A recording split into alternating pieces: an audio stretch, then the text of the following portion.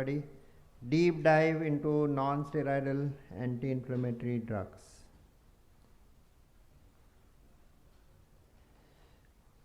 All NSAIDs and prostaglandins. All NSAIDs inhibit prostaglandin synthesis.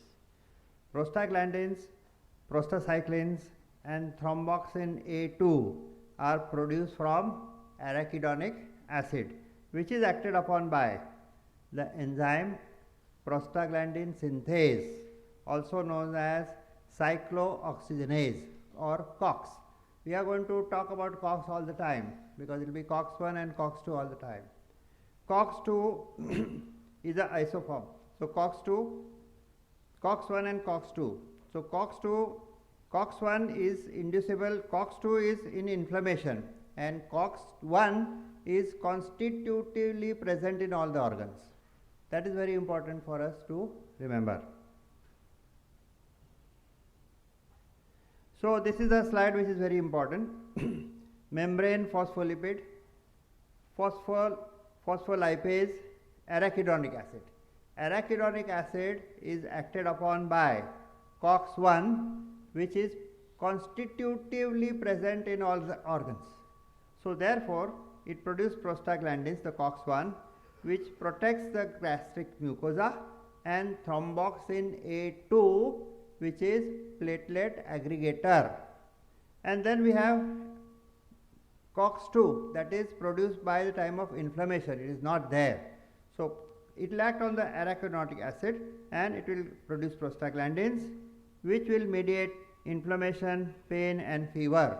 Now, very important to know that in the NSAIDs there are two types. One is both COX-1 and COX-2 acting simultaneously and 50-50.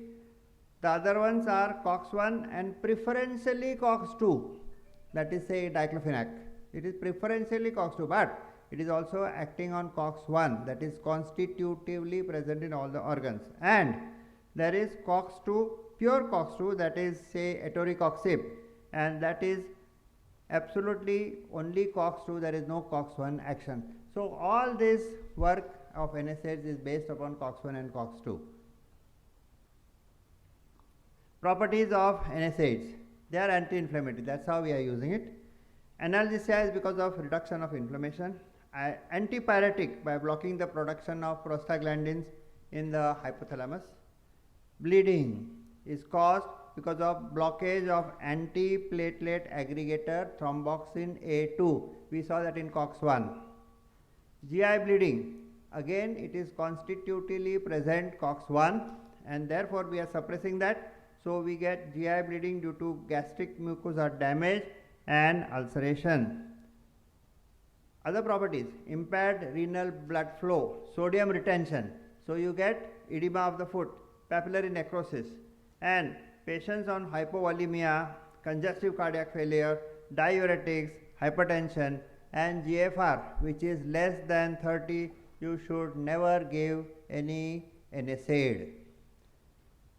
Cardiac events also can be caused by that. Myocardial infarction due to COX-2 suppression causing increase of COX-1 and activity of thromboxane A2 platelet aggregator increases. So when the COX-2 is suppressed totally, the COX-1 becomes more. So it is a, as we saw, platelet aggregator, and therefore it can cause ischemic heart disease and myocardial infarction. So again to repeat, COX-1 maintaining healthy gastric mucosa and renal function and hemostasis and is constitutively present, and COX-2 is inducible in many cells in response to inflammation. So this slide is very important, and that is what we are concerned is with nociceptive pain, that is inflammation of nociceptive pain. We are not concerned with neuritis. And as Samir said just now, pregabalin with methylcobalamin with nortriptyline, bombarding this every day, these MRs keep on bombarding with that. We are not concerned with that. We are concerned with inflammation, and therefore this slide is important. That pain that arises from a stimulus that is outside of the nervous system, it is receptor stimulated, proportion to the stimulation of the receptor. When acute, it serves as protective, and musculoskeletal disorders are very common cause of nociceptive pain, whereas the neuropathic pain which will be talked by the other speaker, that is diabetic neuritis, alcoholic neuritis, leprosy neuritis, viral neuritis, we are not concerned with that. NSAIDs are not going to work on that. That is very important for us to understand, whereas these MRs keep on bombarding us with what Samir said just now. So we have the classification. I will not take all the drugs, but the drugs which are not commonly used. So propionic acid derivatives, that is naproxen and ibuprofen, I will talk something. Then aryl acetic derivatives, that is diclofenac and aceclofenac, are bread and butter for that. Then sometimes we use oxycam derivatives, that is pyroxicam, and sometimes we use ketorolac. The other ones we are not using, so I am not going to highlight on that. And then pure COX-2, preferential COX-2 inhibitor. I told you sometimes the NSAID will work on COX-1 and preferential COX-2, that is diclofenac and aceclofenac. And very selective COX-2 inhibitor, it will not act on the COX-1, and that is etoricoxib. Now, most important thing to remember is that paracetamol has got no anti-inflammatory action. So no matter how much paracetamol 650 you give for pain which is induced by inflammation, is not going to work. Sometimes people say I took crocin, metacin, nothing happens. It's not going to, because you have not put any NSAID into that. So propionic acid derivative COX-1 and COX-2 inhibitor, ibuprofen and naproxen. Ibuprofen dose is 400 mg BD. Naproxen dose is 500 mg BD or less. It is less toxic to the heart and blood pressure than ibuprofen and can be given in a low dose for heart patients in the range of 250 mg BD for a limited period of time, provided his kidney is normal and provided he doesn't have any gastrointestinal symptoms. That we can give for some time. US FDA has approved naproxen for heart patients. However, both are used with precaution in heart conditions, renal, asthma and peptic ulcer.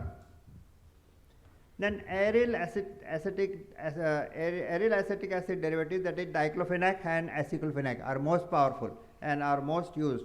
Diclofenac dose, as you know, is 50 mg BD. It is 4 times.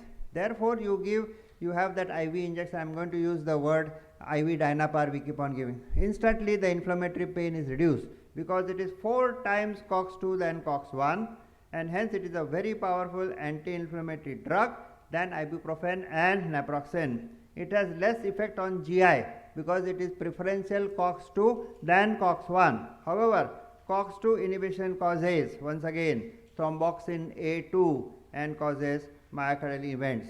Aceclofenac is more better than that because it is more GI tolerance, 30% than diclofenac. So nowadays we use aceclofenac instead of diclofenac. However, renal decreased perfusion and acute kidney injury are same in both.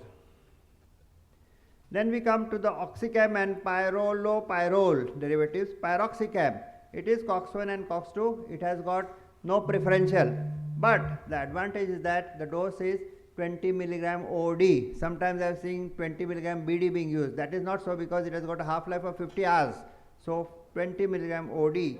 Ketorolac is also COX-1 and COX-2. It is non-preferential. It is very potent analgesic. So patient who has got inflammation and lot of pain, like you have a cervical spondylosis and lot of pain, you can use ketorolac.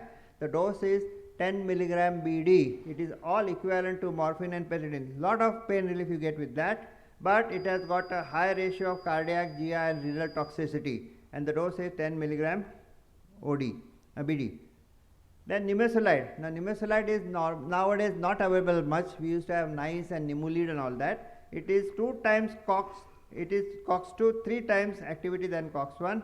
It is a good anti-inflammatory, less GI effects, and is more COX-2 inhibitor, less toxic to the GI and the kidneys, not given in pediatric patient, but it is hepatotoxic and it is not recognized by US FDA, Canada, Australia and some European countries. Therefore, in India also it has slightly gone out of vogue, but it is useful. It is preferential COX-2 3 times. And lastly I come to this, and that is etoricoxib. That is, I am going to use the name etoshine, etod and all those things are there. It is pure COX-2. It has got no COX-1 action. So you can give it. friendly to gastric mucosa. Why? Because it has got no COX-1 action on the kidney also and the gastric mucosa. The dose, sometimes I say 60 milligram BD. No. The dose is 60 milligram OD. You can give 120 milligram stat and 60 milligram OD, but it causes uninhibited COX-1 activity, thus increasing thromboxane A2, and therefore it cannot be given for patients with heart diseases. So provided he has got no heart disease, you can give this patient etoricoxib 60 milligram OD. So NSAIDs affecting INR, kidney, gastric mucosa, all these are affecting that. Ibuprofen, naproxen, diclofenac, ketorolac, and CVS. Obviously no etoricoxib for any CVS patient. So what are the conclusions? This is not very confusing. You should never be confused with NSAIDs, which we use randomly and effectively. So in young patients, aceclofenac 100 milligram BD that we are using. Young patients no problem. Diclofenac 50 milligram BD, as it is 4 times more COX-2 than COX-1. Acute painful conditions, you can use ketorolac 10 milligram BD, as it is acting both on COX-1 and COX-2, but somehow it has got a very high analgesic action. OD prescription, piroxicam, 1 OD, not 1 BD. Patients in heart conditions, yes, US FDA has approved naproxen 250 BD for some time you can use, provided his kidneys are normal and provided he has got no GI symptoms. Renal and gastric friendly, etoricoxib, but not in heart patients. You cannot use it because COX-1 activity becomes too much and thromboxane A2 will cause platelet aggregation and patient may get MI and cardiac event. Older patients, best avoid, especially if the GFR is less than 50, you should never give any NSAID. That is a rule. In general, they are toxic to the GI, heart, renal, they can cause bronchial asthma, hypertension in patient, and hence when you give NSAID, you don't send the patient, now go home, take it for 15 days. No, you call the patient every 5 days and see whether he's got the symptoms of hypertension, edema, gastric, any asthma, any MI symptoms, etc., and then you continue for that time. In young patient it's okay, but if we have all old patients, so we have to monitor that. Thank you for your attention.